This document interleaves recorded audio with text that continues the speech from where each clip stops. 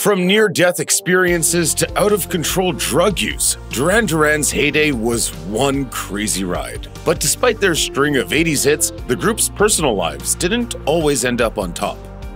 The members of a band the public knows are the singers and musicians, but the rock stars are dependent on managers working behind the scenes to make recording sessions and live tours run smoothly. Duran Duran was just one of the acts that depended on tour manager Craig Duffy, who also provided services for Radiohead, U2, and Lily Allen, among others. According to NME, Duffy was a father to 2 children and was undergoing treatment for throat cancer in 2021. He was driving with his partner, former hospital worker and mother of 2, Sue Partimer, when they were involved in a collision on May 21st of that year near Tivington, on the border of Devon and Somerset. Duffy and Partimer died in the crash, while a third person suffered critical injuries. Duffy's death was confirmed to Devon Live by Duran Duran's former publicist, Gerard Franklin, who paid tribute to Duffy's reputation as a well-liked and respected support to the many famous acts that depended on him. Lead singer and lyricist of Duran Duran, Simon Le Bon has been a sailor since he was young. The music video for the song Rio was shot on board a ship in the Caribbean. In 1985, when the band's fame was at its zenith and the telecast of the Live Aid concert brought them to over 1 billion viewers worldwide, Le Bon turned his attention to his hobby. He planned to participate in the Fastnet yacht race, held between the Isle of Wight and Plymouth. As Le Bon himself recalled for the BBC years later, the Fastnet was meant to be a stepping stone on the way to a trip around the world by sail. But while his ship Drum idled off the Cornish coast with Le Bon and his crew aboard, the keel broke off the hull. The ship capsized, trapping its passengers inside as fumes from the damaged vessel leaked out. The only light came from sunlight filtered through the ocean water. Le Bon said the accident was the most harrowing of his life. It's the most dangerous situation I've ever been in. He and his crew were trapped in the yacht for 40 minutes. Fortunately, a rescue helicopter from the 771 Royal Naval Air Squadron managed to save everyone. Le Bon was able to recognize himself in footage of the rescue by his bare legs. In escaping the ship, his pants snagged on something and had to be left behind. Duran Duran benefited enormously from coming into prominence alongside MTV. Rolling Stone noted in 1983 how the network popularized some of the band's songs before they made a splash on radio. Besides winning near constant airtime, the quality and visual range of Duran Duran's videos helped them stand out from the pack. Among the more notable videos the band produced in the 1980s was for their hit song The Wild Boys. The elaborate shoot, done at a cost of £650,000 at England's famed Pinewood Studios, featured choreography by noted dancer and choreographer Arlene Phillips. Phillips also told the Birmingham Mall that The Wild Boys nearly cost Simon Le Bon his life. The video featured a large windmill, and Le Bon was strapped to one of its sails as it rotated, the ends of the sails dipping into a pool of water.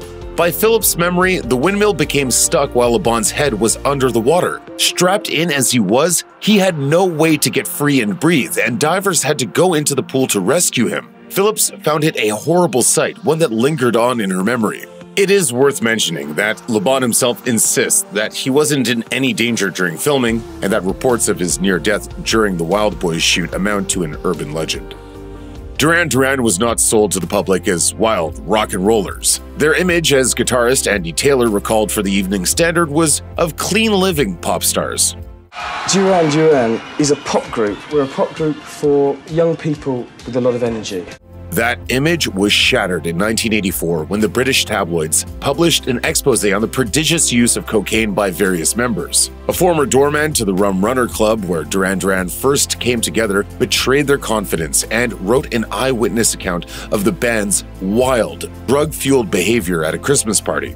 The only member not to be castigated was Roger Taylor, who didn't partake. While the story broke in a tawdry and backstabbing way, Duran Duran's struggles with drugs were real. Andy wrote that he and John Taylor were the biggest users of the group. The hectic work schedule demanded by the band's record company was rough on them, and cocaine initially helped fuel them through the workload. John was probably under the influence when he established contact with Cubby Broccoli, producer of the James Bond series, leading to Duran Duran performing the title song for A View to a Kill. But by the mid-1980s, cocaine began fraying Andy's nerves and affecting his temper with fans and bandmates. Coinciding with a split within Duran Duran over rival side projects, the escalating drug use only worsened the divide. A cascade of embarrassing incidents made Andy question his lifestyle, and he left Duran Duran after filming the music video for the Bond song. Excessive drug use made Duran Duran guitarist Andy Taylor disillusioned with the music star life, and he left the band in the mid-1980s. For bassist John Taylor, the road out of drug addiction would be longer and more violent. Andy wrote that John's cocaine habit led him to make brash remarks to film producers and to fall to pieces after making a spectacle of himself in front of the Rolling Stones. But a more serious incident, recalled by Andy in his memoir, Wild Boy, My Life with Duran Duran, occurred when John, drunk on vodka and probably high on cocaine, nearly lost his foot after dancing on a broken bottle. Slicing his foot open wasn't a wake-up call for John. He had his own chance to recount his drug experiences with his own memoir in 2012, though he told The Hollywood Reporter that he hadn't looked to Andy for a guide on how to discuss their mutual bad habits. John said that recalling his addictions was the most difficult part of writing the book, and that it wasn't a tell-all. Not all the attention received by pop and rock stars is positive. There are entitled, obsessive, or otherwise badly behaved fans, hangers-on, and hucksters, tabloid press looking for salacious gossip, and pushers and enablers of bad habits. But Duran Duran had the unique experience of facing actual assailants in the 1980s. While in Munich on tour in 1982, according to Andy Taylor in Wild Boy, My Life with Duran Duran, John and Roger Taylor met up with English singer Brian Ferry at a club. What was a pleasant evening took a dark turn when a group of men with baseball bats rushed the musicians.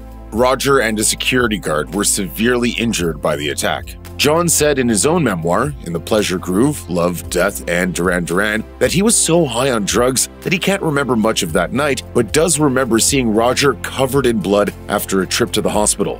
In a fit of rage, John punched his right hand through a light fixture.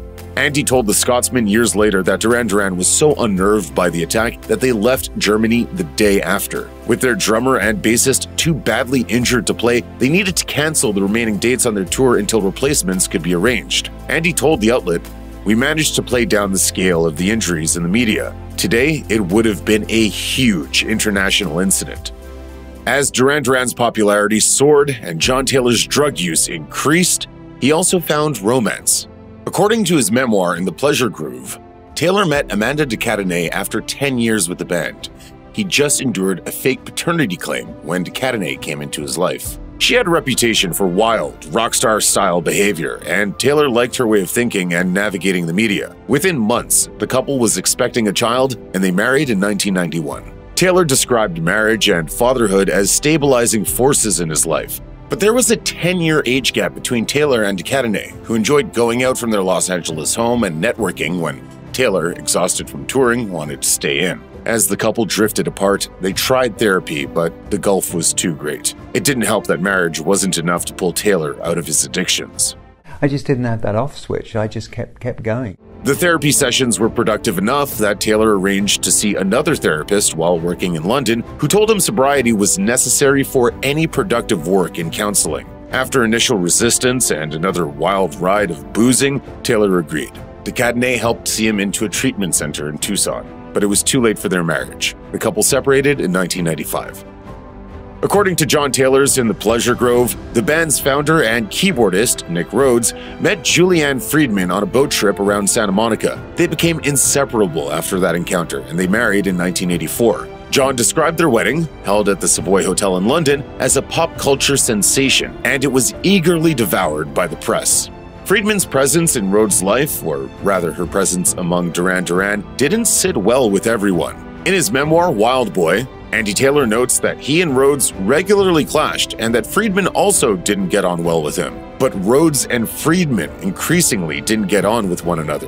In an excerpt published in the Evening Standard, Andy recalled an incident at the Plaza Athénée when Friedman locked Rhodes out of their room and began screaming on the balcony, to the point people worried she might fall. The fire brigade was called in to talk her down. The couple divorced in 1992.